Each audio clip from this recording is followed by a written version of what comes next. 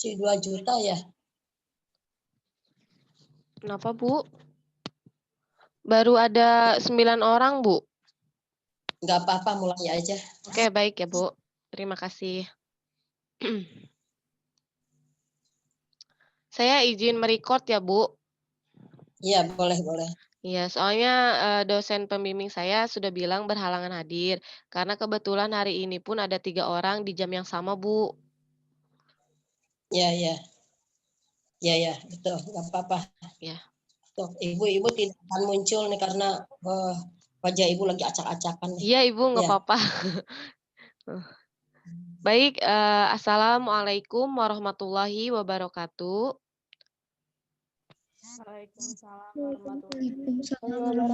Waalaikumsalam warahmatullahi wabarakatuh. Sebelumnya, saya ingin mengetes dulu suara saya terdengar ya, agar tidak ada miskomunikasi. Terdengar, Kak. Ya. Bu. Ya, baik kalau misalkan sudah terdengar. Sebelumnya saya belum pernah masuk di kelas 12 MIPA 2 ya? Iya. Ya, oke, karena saya belum masuk, izinkan saya untuk memperkenalkan diri. Perkenalkan, nama saya Aika Ardila, mahasiswa PPK yang sedang melaksanakan PPK di Mandua Kota Bogor, dan kebetulan hari ini saya sedang melaksanakan ujian PPK di kelas 12 MIPA 2. Saya harap anak-anak semua bisa, mengikuti kelas saya dengan baik dan, materi yang akan saya bahas pun yaitu hanya mereview saja materi, yang lalu yang sudah dibahas oleh Bu Nur, ya Bu Nur ya, benar kan teman-teman?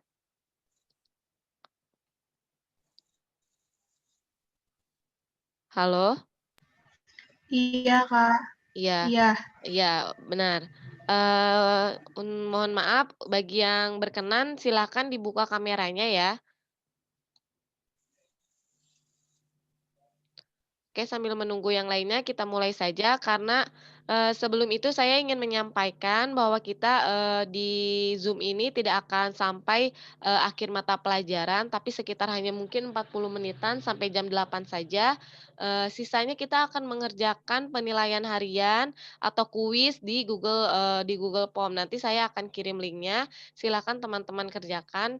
Nanti, saya akan berikan, batas waktu dalam pengumpulannya, agar teman-teman, disiplin dalam mengerjakan tugasnya. Baik, langsung saja, saya mulai materinya. Bismillahirrohmanirrohim. Di sini saya akan, membahas tentang peran umat Islam pasca kemerdekaan. Di minggu-minggu yang lalu kita sudah membahas, peran umat Islam pada masa penjajahan dan juga pada masa kebangkitan nasional. Nah, adapun, tokoh-tokoh Islam yang berperan penting pada saat itu, ada banyak sekali, tapi, kita akan membahas, beberapa saja seperti, pada tokoh Islam pada masa penjajahan itu ada Pangeran Diponegoro, yang ini ya, kalian bisa lihat di slide yang saya share. Dan juga ada, Teku Umar. Kalau misalkan Pangeran Diponegoro ini di daerah Jawa, kalau misalkan Teku Umar ini berasal dari Aceh. Beliau ini merupakan tokoh-tokoh Islam yang berperan penting pada masa penjajahan, kala itu. Lalu, yang kedua, ada tokoh-tokoh Islam pada masa kebangkitan nasional. Nah, di sini pun, ada banyak, tapi hanya beberapa saja yang, saya ingin mengulas kembali. Di sini yang pertama ada HOS Cokro Aminoto. Nah, mohon maaf, teman-temannya silakan diingatkan kembali ya, untuk segera masuk Zoom. Nah, yang pertama ini ada HOS Cokro Aminoto, lalu, yang kedua ini ada, Kiai Haji Muhammad Dahlan, lalu yang ketiga ini ada Kiai Haji Hasyim Asy'ari. Beliau ini pendiri Nahdlatul Ulama, sedangkan Ahmad Dahlan ini pendiri Muhammadiyah. Nah, ketiganya ini merupakan tokoh yang berperan penting pada masa kebangkitan nasional. Kalau tadi Diponegoro dan Teku Umar di masa penjajahan, kalau ini setelah masa penjajahan lalu ada masa kebangkitan nasional. Nah, ketiga tokoh ini yang berperan penting, berperan aktif dalam memperjuangkan apa namanya kemerdekaan Indonesia pada masa kebangkitan nasional. Nah, lalu, siapa sajakah tokoh Islam yang berperan aktif pada pasca kemerdekaan kala itu? Nah, seperti, masa penjajahan dan masa kebangkitan nasional tadi ada beberapa tokoh. Nah, di sini pun ada beberapa tokoh pasca kemerdekaan, cuma kita tidak akan membahas semuanya, mungkin hanya beberapa saja. Nah, yang pertama ini kita ada Profesor Dr. Haji Abdul Malik Karim Amrullah atau biasa kita kenal dengan Hamka atau Buya Hamka. Nah, ketiganya ini berperan penting atau berperan aktif, di berbagai, bidang pembangunannya masing-masing. Nah, yang kedua ini ada Kiai Haji Abdurrahman Wahid atau Gus Dur. Lalu yang ketiga ada Profesor Dr. Insinyur Bahrudin Yusuf Habibie atau biasa kita kenal dengan, B.J. Habibie ya. Nah, kita, ulas-ulas lagi materinya. Nah, lalu, kita akan bahas pada, apa namanya, tokoh yang pertama. Tokoh yang pertama ada Profesor Dr. Haji Abdul Malik Karim Amrullah atau Buya Hamka. Baik, saya akan menjelaskan tentang beliau ini. Ya, mohon maaf masih ada yang ingin bergabung. Nah, beliau ini lahir di Nagari Sungai Batang, Tanjung Raya, Kabupaten Agam, Sumatera Barat pada tanggal 17 Februari 1908 dan beliau juga meninggal di Jakarta pada umur 73 tahun.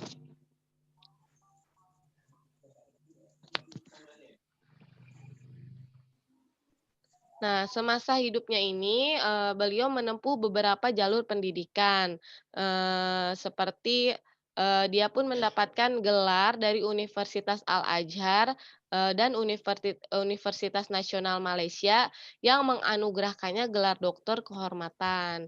Nah, jadi beliau ini mendapatkan gelar kehormatan dari kedua universitas ini.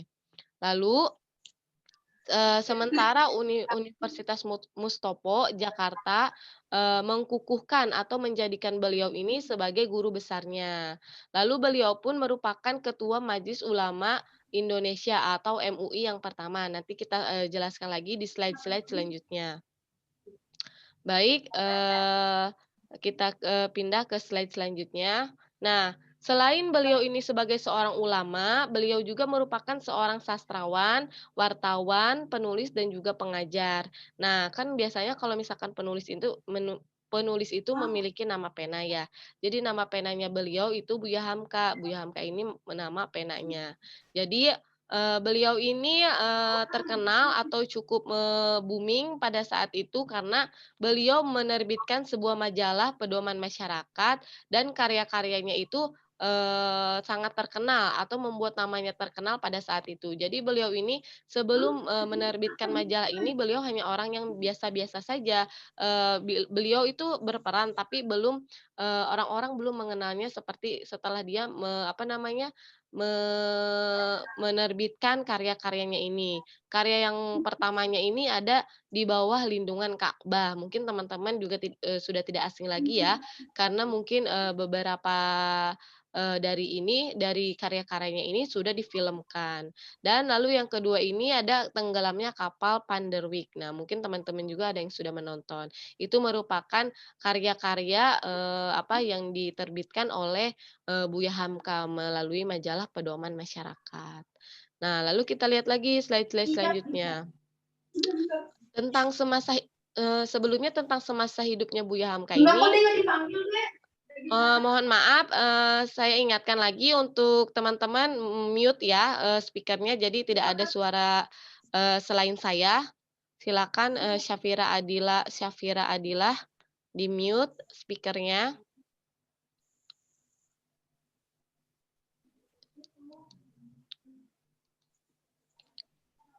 Baik, saya lanjutkan kembali. Nah, semasa karirnya ini Buya Hamka pada saat itu beliau pernah, ditolak oleh sekolah. Beliau ini, kebetulan, melamar di sebuah sekolah, tapi beliau ditolak karena tidak kepasihannya dalam berbahasa Arab. Lalu akhirnya dia pun memutuskan untuk pergi ke Mekah. Nah, di Mekah ini dia belajar untuk, mempelajari bahasa Arab. Lalu, semua ilmu yang didapat, oleh Buya Hamka ini kebanyakan itu didapatkan secara otodidak atau didapatkan dengan, mencoba-coba dengan kemampuannya sendiri. Nah, semasa hidupnya Buya Hamka ini, sempat berputus asa dengan cita-citanya, tapi, dia kembali lagi mengingat tentang pesan-pesan ayahnya yang menginginkan kalau Buya Hamka ini menjadi seorang penulis atau sastrawan muslim. Jadi, setelah dia, merasa berputus asa, tapi dia mengingat ayahnya, jadi dia kembali untuk bersemangat lagi mengejar cita-citanya. Masya Allah sekali ya. Semoga teman-teman pun begitu, mampu terinspirasi oleh orang-orang sekitar sehingga semangat lagi dalam belajarnya. Lalu, ada pun di sini bentuk-bentuk penghargaan yang didapatkan oleh, Buya Hamka. Jadi Buya Hamka ini mendapatkan, hak nama di kalangan masyarakat itu kan melalui karya-karyanya ya. Nah, pada saat itu namanya langsung melambung tinggi. Dengan namanya yang terkenal itu banyak orang-orang politik yang, tidak suka dengan ketenarannya itu. Karena kan kalau orang ketenar itu biasanya sering, mempengaruhi ya atau berpengaruh lah di masyarakat. Jadi banyak juga, eee, apa tidak suka dengan beliau. Beliau ini, sempat, ditangkap oleh polisi, kalau misalkan kalau misalkan yang saya ketahui, beliau ini pernah ditangkap setelah beliau mengisi acara. Beliau ini ditangkap, dengan alasan, Soekarno pada saat itu tidak menyukainya karena, beberapa hal mungkin ya masih berkaitan dengan politik. Lalu, akhirnya, Buya Hamka ini ditangkap dan dimasukkan ke tahanan di Sukabumi pada tahun 1964. Nah, selama masa penahanannya ini, beliau masih sempat menafsirkan tafsir Al-Azhar walaupun, pada saat itu keadaan atau kondisi kesehatannya ini, tidak memungkinkan atau beliau sedang sakit-sakitan.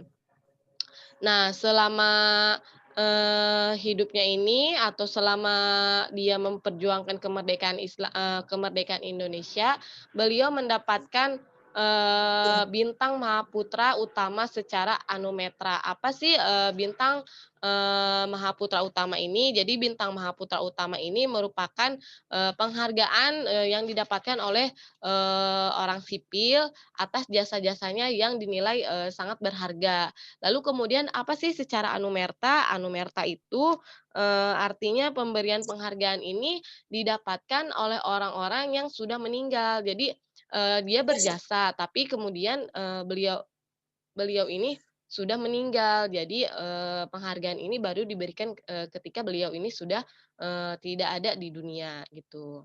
Baik, langsung selanjutnya ini ada nama beliau ini diabadikan sebagai Pahlawan Nasional Republik Indonesia pada tahun 2011. Nah, beliau ini, akhirnya diputuskan melalui keputusan presiden sebagai pahlawan nasional ya. Lalu, beliau pun namanya diabadikan untuk nama perguruan tinggi Islam Universitas Muhammadiyah Hamka yang ada di Jakarta. Nah, selain, ketiganya ini sebenarnya masih banyak lagi penghargaan-penghargaan yang didapatkan oleh beliau, tapi tidak mungkin saya jelaskan di sini secara semuanya karena waktu akan habis, hanya akan membahas Buya Hamka saja. Nah, lalu kita selanjutnya, ke next selanjutnya. Saya tidak akan membahasnya secara terperinci ya, hanya membahasnya, tipis-tipis saja, nanti silakan teman-teman untuk membacanya lagi di buku, karena saya mengejar waktu kan setelah ini kita akan mengadakan kuis. Lalu yang kedua ini ada Kiai Haji Abdurrahman Wahid atau Gus Dur.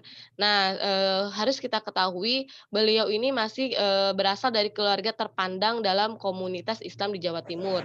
Jadi beliau ini masih keturunannya dari Kiai Haji Hasyim Asy'ari, nah yang merupakan tokoh Islam juga pada saat, kebangkitan nasional ya, yang pendiri Nahdlatul Ulama itu.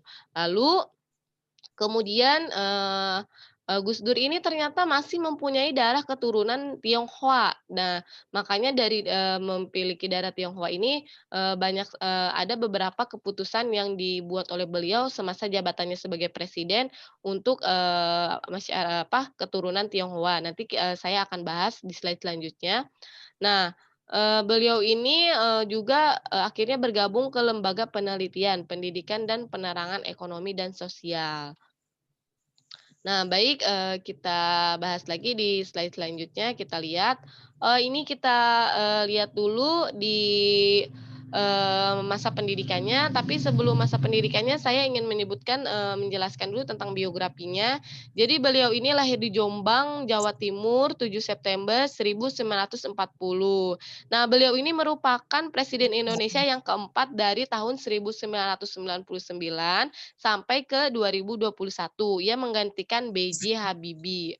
Nah, Di situ salah eee, biografi atau dari itu ya? menggantikan Presiden B.J. Habibie, pada saat itu melalui hasil pemilu pada tahun 1999. Nah, akhirnya, berakhirnya masa jabatannya beliau itu diputuskan oleh MPR. Nah, Gus Dur ini, menurut, beberapa sumber, katanya lahir, di bulan keempat atau ke-8 pada kalender tahun, Islam, tahun Hijriah, tetapi tidak ada yang dapat memastikan kapan beliau itu benar-benar, lahirnya ya. Tapi kalau cukup kita ketahui itu mungkin, di 4 Sya'ban 1359 atau 7 September 1940. Wallahu alam ya, kita tidak ada yang tahu. Lalu, kita, berlanjut lagi kepada, jalur pendidikannya. Jadi beliau ini menempuh banyak sekali jalur pendidikan. Nah, kan, beliau juga, berasal dari keluarga terpandang ya, keluarganya itu memiliki pesantren di Tebu Ireng, Jombang. Nah, jadi pertama-tama itu setelah dia, studi di dalam negeri, dia memutuskan untuk studi di luar negeri, yaitu studi Islam di Universitas Al-Azhar di Kairo, Mesir pada tahun 1944. Nah, akhirnya pada saat itu, setelah di, Kairo, Mesir ini beliau tidak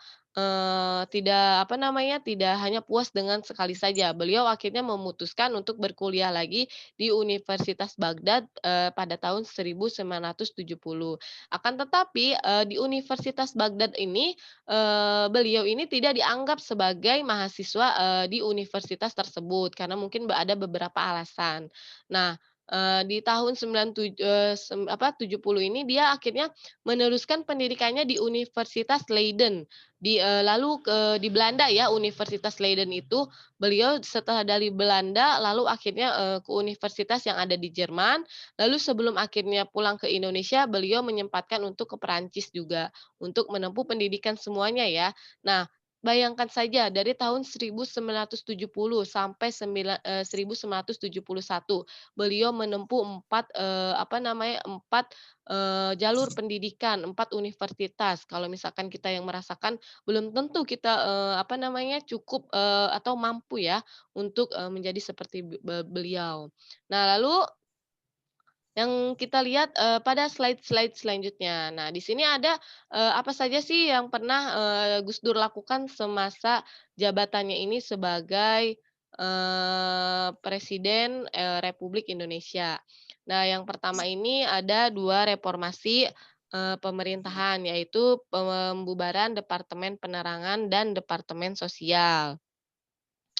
Beliau ini, membubarkan departemen ini karena dirasa sudah tidak efektif lagi dalam pengerjaannya atau dalam, departemen ini sudah dibilang sudah tidak aktif lagi atau tidak berefek lagi pada pembangunan Indonesia, akhirnya dibubarkan. Lalu beliau ini melakukan pemisahan institusi TNI dan Polri. Saat Orde Baru keduanya menjadi satu bernama ABRI. Jadi TNI sama Polri itu dipisah, tapi akhirnya disatukan lagi menjadi namanya ABRI. Jadi antara TNI dan Polri ini menghasilkan ABRI gitu ya. Lalu beliau pun ada Aceh referendum atau menentukan otonomi dan bukan memerdekakan daerah tersebut. Nah, Aceh referendum ini seperti Timor Timur ya, Gus Dur juga melakukan pendekatan yang lembut dengan Aceh dengan mengurangi jumlah personel militer di negeri Serambi Mekah tersebut pada 30 Desember tahun 2000. Nah, jadi beliau ini kan seperti Timor Timur ya ingin memerdekakan daerahnya, Aceh pun pada saat itu ingin memerdekakan wilayahnya karena dirasa sudah mampu untuk menjadi negara memisahkan dirilah dari Indonesia kan. Tetapi akhirnya dengan pendekatan halus atau dengan caranya Gus Dur akhirnya Aceh ini tidak jadi untuk memerdekakan karena pada saat itu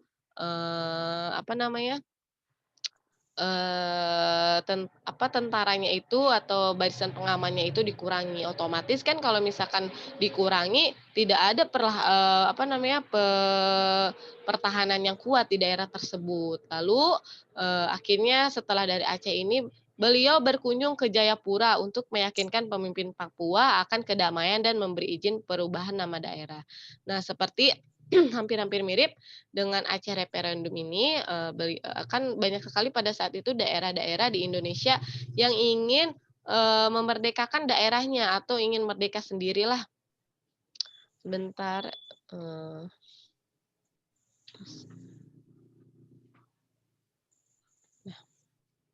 Nah, kita kembali lagi, ya banyak daerah yang ingin merdeka, akan tetapi kembali lagi Gus Dur akhirnya meyakinkan pemimpin Papua untuk menciptakan perdamaian dan memberi izin